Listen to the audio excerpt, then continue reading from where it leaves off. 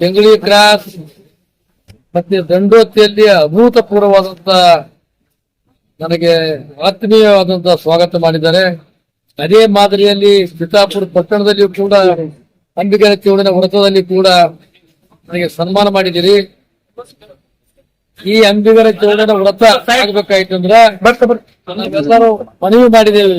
ಸನ್ಮಾನ್ಯ ಗುಲ್ಬರ್ಗ ಉಸ್ತುವಾರಿ ಮಂತ್ರಿಗಳು, ಚಿತ್ತಾಪುರ ಮತಕ್ಷೇತ್ರ ಜನಪ್ರಿಯ ಶಾಸಕರಾದ ಪ್ರಿಯಾಂಕ್ ಖರ್ಗೆ ಮನವಿ ಮಾಡಿದ್ದೇವೆ. ಅವರು ತಕ್ಷಣ ಮೂರ್ತಿ ಸ್ಥಾಪನೆ ಮಾಡಲು ಅವರು ಕಾರಣಭೂತರಾಗಿದ್ದಾರೆ. ಅದಕ್ಕಾಗಿ ಸಮಾಜದ ವತಿಯಿಂದ ನಾನು ಅವರಿಗೆ ಹೃದಯಪೂರ್ವಕವಾದಂತಹ ನಮಸ್ಕಾರ.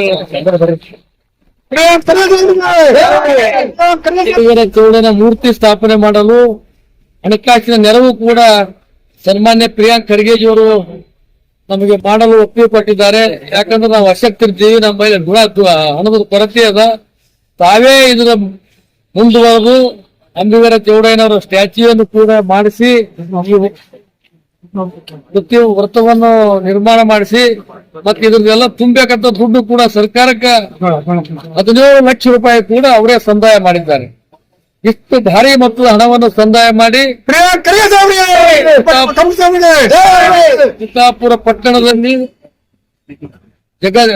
ಭಾರತ ರತ್ನ BR ಅಂಬೇಡ್ಕರ್ ಅವರ ವ್ರತ ಮತ್ತು ಜಗಜ್ಯೋತಿ ಬಸವೇಶ್ವರ ವ್ರತ ಪಕ್ಕದಲ್ಲಿ ನಮ್ಮ ಜನರು ಕೂಡ ಒಂದು ಕಡೆ ಇರಲು ಕಾರ್ಯಕ್ರಮ ಮಾಡಲು ಇದು ಅನುಕೂಲ ಮಾಡಿಕೊಟ್ಟಿದ್ದಕ್ಕಾಗಿ ರಾಜ್ಯ ಜನತೆ ವತಿಯಿಂದ, ಜಿಲ್ಲೆಯ ಜನತೆ ವತಿಯಿಂದ, ಚಿತ್ತಾಪುರ ಮತಕ್ಷೇತ್ರದ ವತಿಯಿಂದ ನಾನು ಅವರಿಗೆ ಹೃದಯಪೂರ್ವಕವಾದ ಇನ್ನೊಂದು ಸಲ ಅವರಿಗೆ ಅಭಿನಂದನೆ ಸಲ್ಲಿಸ್ತೇನೆ. ಮತ್ತು ಈ ಸಮಾಜ ಯಾವಾಗಲೂ ತಮಗೆ ಋಣಿಯಾಗಿದೆ ಎಂಬ ಮಾತನ್ನು ಕೂಡ ಈ ಸಂದರ್ಭದಲ್ಲಿ ಹೇಳಿ, ಕೆಲವೇ ದಿನಗಳಲ್ಲಿ ಈ ವ್ರತವನ್ನು ನಾವು ಮೂರ್ತಿಯನ್ನು ಸ್ಟ್ಯಾಚ್ಯೂವನ್ನು ಉಳಿಸಿ ಪ್ರಿಯಾಂಕ್ ಖರ್ಗೆಜಿಯವರ ಅಮೃತ ಹಸ್ತದಿಂದ ಇದನ್ನು ನಾವು ಅನಾವರಣ ಮಾಡ್ತೀವಿ ಎಂಬ ಮಾತನ್ನು ಕೂಡ ಈ ಸಂದರ್ಭದಲ್ಲಿ ನಾನು ಹೇಳ್ತೀನಿ.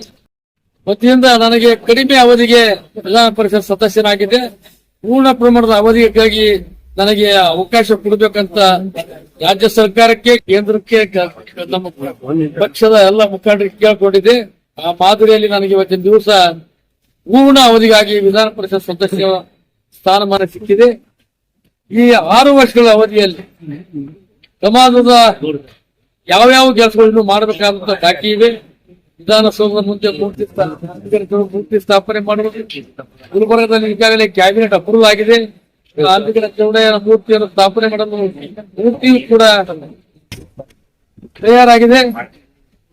ಮತ್ತೆ ಮಹಾನಗರ ಪಾಲಿಕೆಯವರು ಆ ಸ್ಥಳವನ್ನು ಕೂಡ ಮೂರ್ತಿ ಸ್ಟ್ಯಾಚ್ಯೂ ಸಲುವಾಗಿ ಅದನ್ನು ಕೂಡ ಗೋಪುರವನ್ನು ಕೂಡ ಅವರು ತಕ್ಷಣ ಮಾಡ್ತಾ ಇದ್ದಾರೆ.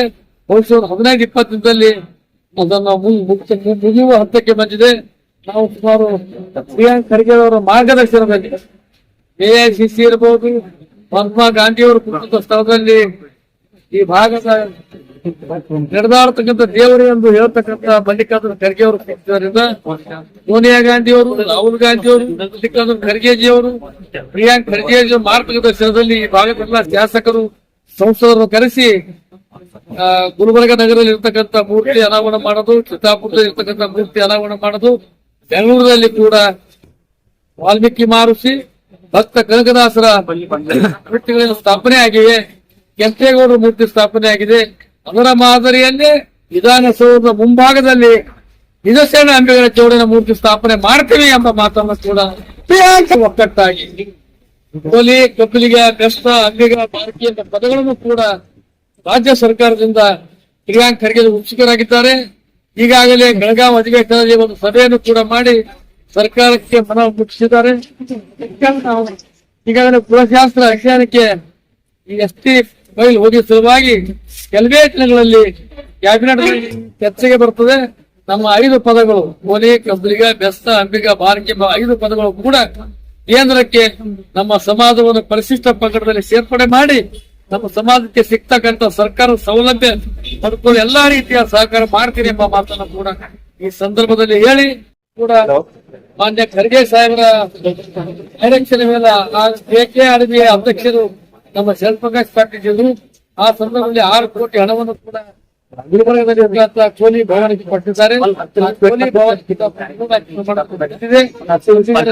ಮೂರ್ತಿ ಮತ್ತು ಕೋಲಿ ಭವನದ ಅನಾವರಣ ಎರಡೂ ಕೂಡ ಒಂದೇ ಮಾಡ್ತೀವಿ ಎಂಬ ಮಾತನ್ನು ಕೂಡ ಹೇಳಿ ಸಮಾಜಕ್ಕೆ ಏನು ಸಿಗಬೇಕು ಎಲ್ಲಾ ಸೌಲಭ್ಯಗಳನ್ನು ನಾವು ಮಾಡ್ತೀವಿ. ನಾನು ಇವತ್ತಿನ ದಿವಸ ನಾಗ ಯಲ್ಲಮ್ಮನ ತಾಯಿಯ ಆಶೀರ್ವಾದ ಪಡ್ಕೊಂಡು ನನ್ನ ಅನುದಾನದಲ್ಲಿ 10 ಲಕ್ಷ ರೂಪಾಯಿಯನ್ನು ಈ ದಂಡುಗುಡ ಬಸವಣ್ಣವ್ರಿಗೆ ಕೂಡ ನಾನು ಕಟ್ಟಿದ್ದೆ. ಆ ದೇವಸ್ಥಾನಕ್ಕೂ ಕೂಡ ಭೇಟಿ ಕೊಟ್ಟು ಇನ್ನೂ ಏನಾದ್ರೂ ಅನುದಾನ ಬೇಕಾದ್ರ ಆ ದೇವಸ್ಥಾನ ಕೂಡ ಬಿಡುಗಡೆ ಮಾಡಬೇಕು. ದಂಡುಗುಡ ಬಸವಣ್ಣವರ ಆಶೀರ್ವಾದ ಪಡ್ಕೋಬೇಕಂತ ಬಂದಿನಿ. ಆಮೇಲೆ ಅಲ್ಲೂರ್ಕ ದುರ್ಗಮ್ಮನ ತಾಯಿ ದೇವಸ್ಥಾನಕ್ಕೆ ಕೂಡ ಭೇಟಿ ಕೊಟ್ಟು ಓಣಗಾಂವ್ ಕೂಡ ಭೇಟಿ ಕೊಟ್ಟು ಬರ್ಬೇಕಂತ ಮಾಡೀನಿ. 4-5 ಹಳ್ಳಿಗೆ ಭೇಟಿ ಕೊಟ್ಟು ಸಮಾಜದವರಿಗೆ ಕೂಡ ಭೇಟಿಯಾಗಿ ಬರ್ಬೇಕಂತ ಬಂದಿದ್ದೀನಿ. ತಾವೆಲ್ಲ ಕೂಡ ಇಷ್ಟು ಪ್ರಮಾಣದಲ್ಲಿ ಇಲ್ಲಿ ನಾನು ಭೇಟಿ ಮಾಡಿದ್ದೀನಿ. ನಿಮ್ಮೆಲ್ಲರಿಗೆ ಹೃದಯಪೂರ್ವ ನಮಸ್ಕಾರ ಹೇಳಿದ ನಾನು.